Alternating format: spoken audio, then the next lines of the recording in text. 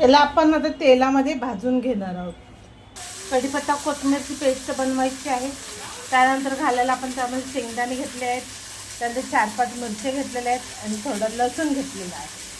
हे सर्व एकत्र करून वाटून घेऊयात. आपण गवर अशी छानपैकी भाजून घेऊयात. त्यामध्ये टाकायला असे आपण मीडियम साईजचे 3 कांदे घेतलेले आहेत, बारीक चिरून घेऊया. त्याच कढईमध्ये आपण तेल घातलेलं आहे, तर त्यामध्येच आपण भाजी बनवून घेऊया. चला तर मग आपण यामध्ये थोडं राई जिरा घालून घेऊया. थोडा आपण कढीपत्ता पण टाकूया. कांदा बघा चांगला लालसर भाजला गेला आहे. आता याच्यामध्ये आपण मसाले घालून घेऊया. सर्वात आधी आपण ह्याला हिरवा मसाला टाकूया आणि त्याला चांगलं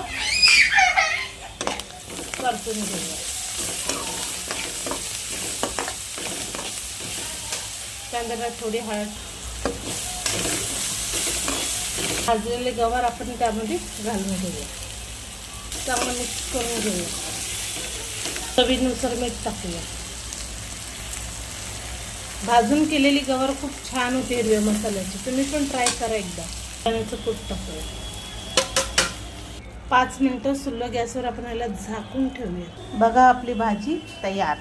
कशी वाटली भाजी कमेंट करून नक्की सांगा.